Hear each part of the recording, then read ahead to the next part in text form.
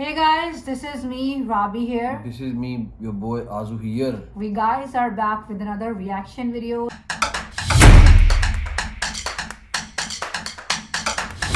तो गाइस अगर आप लोग हमारे भी चैनल पर न्यू हो तो हमारे चैनल को जल्दी से सब्सक्राइब कर लो, आजू राबी गेम को ज्वाइन करो और हमारा ब्लॉगिंग चैनल भी है बादनिम राबिया नाज़म व्लॉग्स नीचे आ रहा है, डिस्क्रिप्शन में भी लिंक होगा, प्लीज गो एंड सब्सक्राइब। तो चलते हैं वीडियो की टाइटल की तरफ। तो गाइस आज हम इस वीडियो पे रिएक्शन देने वाले हैं। उसका टाइटल मैं बता देता हूँ, how Sindhis, Jains and Marwaris making India rich. तो ये डिफरेंट कास्ट के लोग हैं, इंडियन बिजनेसमैन लग रहे हैं मुझे देखने में लग रहा है टाइटल से, और वो कैसे इंडिया को बहुत अमीर एक मुल्क बना रहे हैं ये देखते हैं और एंजॉय करते हैं।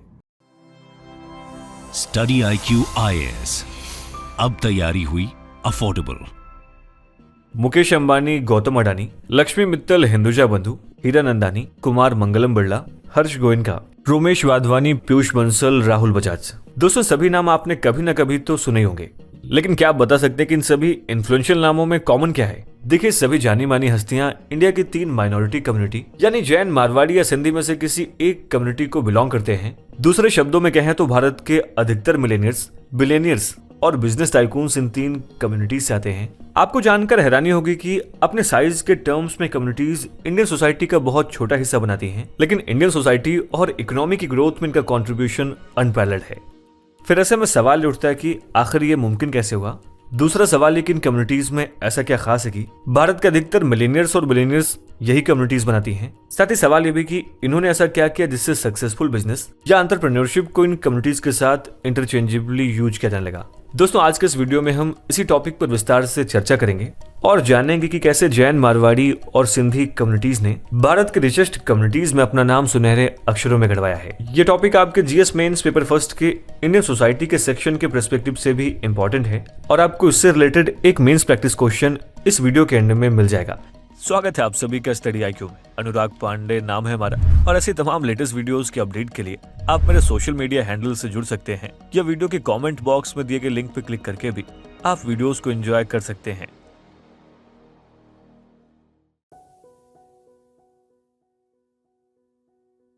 दोस्तों सबसे पहले बात करते हैं मारवाड़ियों की। देखिए इनके बारे में कहा जाता है think Marwari think money. Rajasthan के मारवाड़ क्षेत्र से जन्मी इस एथनिक कम्युनिटी को कई वर्षों से वेल्थ ने डिफाइन किया हुआ है और इसी ने समाज में इनकी पोजीशन को भी गवर्न किया है। दरअसल मुगल्स और राजपूत्स के टाइम पर यह कम्युनिटी मुख्य तौर पर बैंकर्स और ट्रेडर्स की भूमिका निभाती थी, लेकिन फर्स्ट वर्ल्ड वॉर के बाद मारवाड़ियों ने जूट उद्योग पर ब्रिटिश एकाधिकार को तोड़ दिया। फिर वे कॉटन और शुगर जैसे अन्य औद्योगिक क्षेत्रों में चले गए और यहीं से उन्होंने इन फील्ड्स में डोमिनेंट इंडस्ट्रीज एस्टैब्लिश की। दोस्तों अपने हाई रिस्क एपेटाइट के चलते मारवाड़ियों ने वर्ल्ड वॉर 1 के अंत तक भारत के मेजॉरिटी ऑफ इंटरनेशनल ट्रेड को नियंत्रित कर लिया था। फिर 1950 के दशक तक मारवाड़ी भारत के प्राइवेट इंडस्ट्री पर हावी हो गए और यहीं से उन्होंने देश के सबसे प्रमुख व्यावसायिक घरानों को बिल्ड किया। और आप देखेंगे तो साल 2011 तक फोर्ब्स की अरबपतियों की सूची में मारवाड़ियों की हिस्सेदारी 1/4 थी। आपको जानकर हैरानी होगी कि आज 40% ऑफ इंडियन बिलियनियर्स इसी कम्युनिटी से आते हैं। देखा जाए तो कोलकाता के बुर्रा बाजार की धूल भरी गलियों में भीड़भाड़ वाले प्रतिष्ठानों से लेकर देश के इकोनॉमिक हब मुंबई में ह्यूज कमर्शियल ब्लॉक्स तक मारवाड़ी कम्युनिटी बिजनेसमैन और ट्रेडर्स के रूप में देश की अर्थव्यवस्था के पहियों को घुमाने में महत्वपूर्ण भूमिका निभा रही हैं। आपको बता दें कि मारवाड़ी हिंदू और जैन दोनों को वर्गीकृत करने के लिए कॉमन टर्म है। मारवाड़ियों की उत्पत्ति पूर्वी राजस्थान से हुई है और इस शब्द का इस्तेमाल 1901 की जनगणना में नृवंश विज्ञान वर्गीकरण के रूप में किया गया था। आप देखेंगे तो इसमें राजपूताना के एक व्यापारी का वर्णन किया गया है और इसमें अग्रवाल, माहेश्वरी, ओसवाल और सेरा ओगिस जैसे प्राथमिक समूह शामिल हैं। बाद में खंडेलवाल और पोरवाल जैसी अन्य राजस्थानी व्यापारिक जातियां भी इसमें शामिल हो गईं। दोस्तों कुछ जगहों पर राजस्थानी वैश्यों के माइग्रेंट बिजनेस कम्युनिटी को मारवाड़ी तभी कहा जाता है जब वे माइग्रेट कर जाते हैं और इसलिए कई बार मारवाड़ी को एक गाली के रूप में इस्तेमाल किया जाता है जो ट्रेडर्स को बाहरी के रूप में परिभाषित करता है जो आपको ठग रहा है। और ऐसा इसलिए होता है क्योंकि वे लोकल लैंग्वेज और लोकल कम्युनिटी के कल्चर को साझा नहीं करते हैं। खैर आज मारवाड़ी पूरे भारत में पाए जाते हैं। दोस्तों मारवाड़ियों को लेकर एक लोकप्रिय कहावत यह भी है कि जहां बैलगाड़ी नहीं जाती वहां मारवाड़ी जाता है, यानी मारवाड़ी वहां भी व्यवसाय के लिए जा सकता है जहां परिवहन का कोई साधन उपलब्ध नहीं है। साथ ही मारवाड़ियों के पास जब घर पर अवसर कम होते हैं तो इस व्यापारिक समुदाय के लिए बाहर जाना ही एकमात्र विकल्प होता है। हो सकता है कि अब आप ये सोच रहे हो कि अधिकांश व्यापारिक समुदाय मारवाड़ और शेखावटी क्षेत्रों से क्यों आते हैं। देखिए मारवाड़ एक ऐसे क्षेत्र में स्थित है जो ऐतिहासिक रूप से ट्रेड रूट्स के लिए एक चौराहे का काम करता था। जो भारत के अलग अलग हिस्सों को मध्य एशिया से जोड़ता था। दोस्तों वीडियो को कंटिन्यू करें उससे पहले आप सभी के लिए एक इंपॉर्टेंट अपडेट है।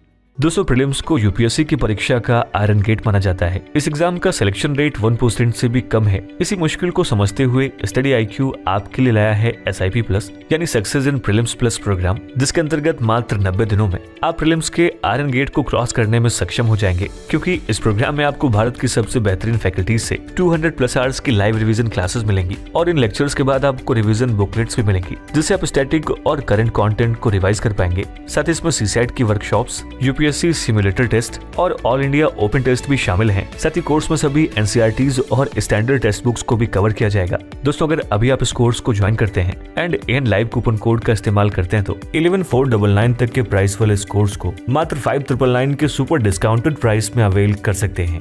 इस कोर्स से रिलेटेड सभी इंपॉर्टेंट लिंक्स आपको पिन कमेंट और डिस्क्रिप्शन बॉक्स में मिल जाएंगे। तो आइए वीडियो को कंटिन्यू करते हैं।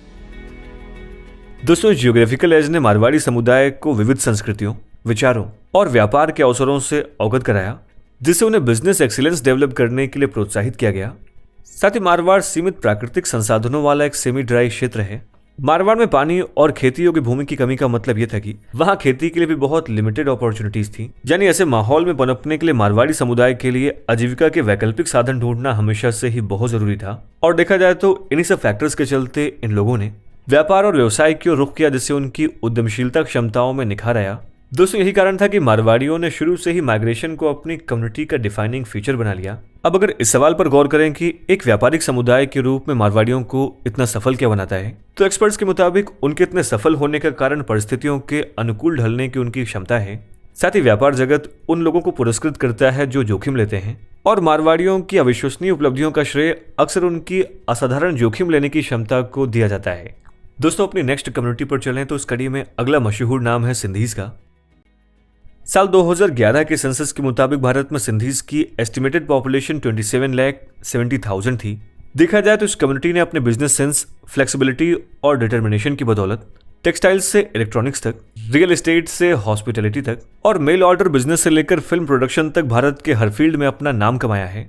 दोस्तों इनकी कहानी को देखें तो 1947 में जब भारत का विभाजन हुआ, उस टाइम पंजाब और बंगाल तो डिवाइड हो गए, लेकिन सिंध बरकरार रहा और इसीलिए माना जाता था कि पार्टीशन के बाद इस प्रोविंस में कुछ भी नहीं बदलेगा। आप देखेंगे तो यहाँ पर हिंदू लोग सदियों से माइनॉरिटी में थे और सबसे अधिक वेल्थ और पावर भी इन्हीं के हाथों में थी। लेकिन जब इंडियन कॉन्टिनेंट के ऊपर बंटवारे के बादल मंडराए तो इनके पास अपनी रोजी रोटी और जमा पूंजी को छोड़कर और अपनी जान बचाकर भागने के सिवा कोई और चारा नहीं बचा। देखा जाए तो बहुत समृद्ध लोगों की भीड़ रातों रात बेघर और दरिद्र हो गई। साथ इनमें से एक बड़े बहुमत ने पहले कभी सिंध नहीं छोड़ा था। उन्होंने अपरिचित भोजन, अपरिचित भाषा और अपरिचित रीति रिवाजों के साथ अपरिचित भूमि में बसने के लिए नई सीमा पार की और इसके बाद से हिंदू सिंधी, जो बहुत से हिस्टोरिक रीजन्स की वजह से एक हेट्रोजीनियस कम्युनिटी हुआ करती थी, वो बिना किसी केंद्रिक शक्ति के आघात के क्षण में एकजुट हो गई।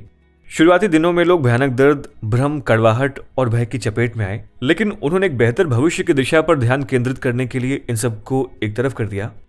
देखा जाए तो परिवार एकजुट रहे और एक दूसरे की मदद करते रहे। साथ ही भारत के मूल निवासियों ने भी इनका खूब साथ दिया। फॉर एग्जाम्पल पुणे में इंजीनियरिंग कॉलेज के प्रोफेसर ताराचंद तोलानी ने अपनी पत्नी शना और उनके 60 से अधिक रिश्तेदारों का अपने घर में स्वागत किया। फिर अगले कुछ महीने उन्हें खाना खिलाया और उनकी देखभाल भी की। आपको बता दें कि उनके प्रतिष्ठित गृह अतिथियों में से एक मित्र टिल्लूमल आडवाणी, जो दयाराम जेठमल सिंध कॉलेज कराची के कार्यवाहक प्रिंसिपल थे, उनका परिवार महीनों तक टोलनियों के साथ रहा। वो अपने कॉलेज को फिर से बनाने के लिए अक्सर बॉम्बे आते जाते रहते थे। वो दृढ़ गरिमा के साथ ब्यूरोक्रेसी को फेस करते रहे और अपनी मातृभूमि और भौतिक संपत्ति को खोने के 6 महीने बाद ही उन्होंने और उनके शरणार्थियों के छोटे समूह ने जय हिंद कॉलेज की स्थापना की, जो जल्द ही मुंबई के सर्वश्रेष्ठ कॉलेजों में से एक बन गया। आपको बता दें कि मुंबई में लार्सन एंड टर्बो में इतने सिंधी इंजीनियर थे कि मजाक में इसको लार्सन एंड टुबरानी कहा जाता था और सिंधी महिला डॉक्टरों की संख्या भी आश्चर्यजनक रूप से बढ़ी थी। देखा जाए तो 1930 के दशक से दर्जनों युवा लड़कियों को सिंध में उनके माता पिता ने लेडी हार्डिंग मेडिकल कॉलेज में पढ़ने और वहां के छात्रावासों में रहने के लिए दिल्ली भेजा था। जो चीज इन कहानियों और इनके जैसे कई अन्य कहानियों को अलग करती है वो है दृढ़ संकल्प की भावना, जिसने किसी अच्छी, मजबूत और उपयोगी चीज के निर्माण को बढ़ावा दिया। नई वास्तविकताओं को आसानी से स्वीकार करने के चलते सिंध के हिंदुओं को अपनी संस्कृति से हाथ धोना पड़ा, क्योंकि उनकी अपनी कोई जगह नहीं थी जहां सड़कों पर सिंधी बोली जाती थी। भाषा के विकास के लिए कोई संदर्भ नहीं था। वास्तव में सिंधी को 1967 तक भारतीय भाषा भी नहीं माना जाता था। साथ ही वोट बैंक माने जाने के लिए बहुत छोटा और बिखरा हुआ समुदाय होने के चलते उनके पास कभी भी पॉलिटिकल रिप्रेजेंटेशन नहीं था। लेकिन इन हम्बल बिगिनिंग्स के बावजूद इस कम्युनिटी ने अपनी बिजनेस एक्सीलेंस से देश और दुनिया में अपना नाम बहुत ऊंचा किया। और ये सब ओवरनाइट नहीं हुआ, ये सब इन्होंने पार्टीशन के हॉरर्स को ओवरकम करके इस कम्युनिटी ने हार्ड वर्क, एंटरप्राइज और हर नई सराउंडिंग या सिचुएशन के हिसाब से खुद को ढालने की विलिंगनेस के दम पर हासिल किया है। दोस्तों ये बात करते हैं हमारी अगली मोस्ट इन्फ्लुएंशियल कम्युनिटी यानी कि जैन कम्युनिटी की। दोस्तों जैन शब्द का ओरिजिन संस्कृत भाषा के जीना शब्द से हुआ है, जिसका मतलब कॉन्करर या विक्ट्री होता है। आप अगर इंडियन हिस्ट्री और सोसाइटी के इतिहास पर गौर करें तो वैदिक युग के बाद से ही भारत मुक्त तौर पर एक एग्रेरियन या ट्रेड बेस्ड इकोनॉमी रही है। फिर चाहे हम मौर्यन एम्पायर को देखें या फिर गुप्ता एम्पायर को, सभी को अपने फर्टाइल लैंड्स की वजह से इकोनॉमिक एज मिला है, जिससे वो एक लार्ज आर्मी को सस्टेन कर पाए। लेकिन जैनिज्म के इन वॉर्स की वजह से और खासतौर पर एक्सट्रीम नॉन वायलेंस प्रैक्टिस करने की वजह से जैन कम्युनिटी ना तो वॉरियर क्लास में शामिल हो सकती थी और ना ही एग्रीकल्चरिस्ट क्लास में। दोस्तों एक अध्ययन में कहा गया है कि अगर जैन समुदाय व्यापार और धन उधार देने में अग्रणी बनकर उभरा है तो इसका मुख्य कारण उन पर लगाए गए धार्मिक प्रतिबंध हैं। जैन धर्म के मुताबिक ऐसे 14 व्यवसायों से बचना चाहिए, जिनमें आग, स्वादिष्ट तरल पदार्थ, वाहनों का निर्माण, मशीनरी से संबंधित व्यवसाय, बाल और जानवरों के फर, मोम और दांत के अलावा हाथी दांत से संबंधित गतिविधियां शामिल हैं। क्योंकि जैनिज्म में सिर्फ लिविंग थिंग ही नहीं बल्कि साइंटिफिकली नॉन लिविंग माने जाने वाली चीजों को भी हानि पहुंचाना गलत माना जाता है। यही वजह है कि इसमें सॉइल की टिलिंग करने तक की मनाही है, और ऐसा इसलिए है क्योंकि उसमें रहने वाले माइक्रोब्स को हानि पहुंच सकती है। देखा जाए तो इन्हीं कारणों से जैन कम्युनिटी एग्रीकल्चर एक्टिविटीज को छोड़कर बिजनेस एक्टिविटीज को करना शुरू किया। साथ ही उनके दूसरे वॉर्स जैसे कि सत्य और असत्य की वजह से हमेशा से ही भारत में इस कम्युनिटी को ट्रस्टवर्दी माना जाता रहा है। साल 2011 के सेंसस के मुताबिक भारत में लगभग 31% जैन्स महाराष्ट्र, 14% राजस्थान और 13% गुजरात और मध्य प्रदेश में रहते हैं। यानी कि ऐसे में अगर आप गौर करें तो कोलकाता और मद्रास को छोड़कर गुजरात और महाराष्ट्र ही हमेशा से इंडिया का मेन कॉमर्शियल और इंडस्ट्रियल हब रहे हैं। ऐसे में business centres Jain community India की इकोनॉमिक ग्रोथ में हिस्टोरिकली एक्टिवली इन्वॉल्व हैं। दोस्तों इन सब के अलावा 1875 में बॉम्बे स्टॉक एक्सचेंज की नींव रखने वाले सेठ प्रेमचंद रॉयचंद भी जैन समुदाय से ही बिलोंग करते थे। साथ ही परस्परोपग्रहो जीवनम के अपने मुख्य आदर्श वाक्य से प्रेरणा लेते हुए जैन समुदाय में इंटरडिपेंडेंस और सहयोग का इंटेंट भी साफ देखने को मिलता है। बल्कि अमेरिका, यूरोप और दक्षिण अफ्रीका में भी एक मजबूत जैन समुदाय देखने को मिलता है। अगर हम इस समुदाय की शिक्षा पर गौर करें तो हम पाएंगे कि साल 2011 के पॉपुलेशन सेंसस के मुताबिक रफली 34 जैन एडल्ट्स के पास एटलीस्ट एक कॉलेज डिग्री है, जबकि सेंसस में जनरल पब्लिक में आंकड़ा सिर्फ 9% ही है। साथ ही अगर हम इंडिया के लिटरेसी रेट के रिलीजियस कम्युनिटीज पर बेस्ड डेटा पर नजर डालें तो यहाँ भी जैन कम्युनिटी सबसे आगे खड़ी दिखाई देती है, क्योंकि यहाँ पर इंडिया में लिटरेसी रेट जहाँ 73% है, वहीं जैन समुदाय में ऑलमोस्ट 95% है। साथ ही जैन समुदाय की महिलाओं का भी लिटरेसी रेट ऑलमोस्ट 93% है, जो जैन समुदाय में विमेन एम्पावरमेंट और इक्वल स्टेटस को भी शो करता है। आपने देखा होगा कि इन तीनों कहानी में आपको कुछ चीजें कॉमन मिलती हैं, जैसे कि इन तीनों ही समुदायों की संख्या भारतीय समाज में बहुत कम है। साथ ही तीनों का उद्यम भी बहुत सरल परिस्थितियों में नहीं हुआ है और इन तीनों को ये सब पाने के लिए बहुत कड़ी मेहनत करनी पड़ी। आपने अगर इन तीनों ही केसेस में गौर किया हो तो कई हिस्टोरिक और सोसाइटल फैक्टर्स के कारण ये लोग अपने ट्रेडिशनल इनकम सोर्स को सस्टेन नहीं कर पाए, जिसकी वजह से इनका रुझान बिजनेसेस और इंडस्ट्रीज की ओर बढ़ने लगा। देखा जाए तो इन सभी केसेस में सक्सेस की सीक्रेट सॉस 4 इंग्रेडिएंट्स से मिलकर बनी है, जिसमें जीतने की जिद, बाउंस बैक करने की हिम्मत, अपना वक्त बदलने का अटूट विश्वास और कड़ी मेहनत शामिल है। और दोस्तों जहां भी ये 4 इंग्रेडिएंट्स मिल जाते हैं, वहां रास्ते की कोई भी बाधा या फिर अड़चन आपको मंजिल तक पहुंचने से अधिक दिन तक नहीं रोक सकती है। दोस्तों ये थी 3 कहानी भारत की 3 इन्फ्लुएंशियल कम्युनिटीज की। आपकी इस पर राय क्या है, हमें इस वीडियो के कॉमेंट सेक्शन में जरूर लिखें। और ये है आज का हमारा मेंस प्रैक्टिस क्वेश्चन। आप इसका भी जवाब हमें इस वीडियो के कमेंट सेक्शन में दे सकते हैं।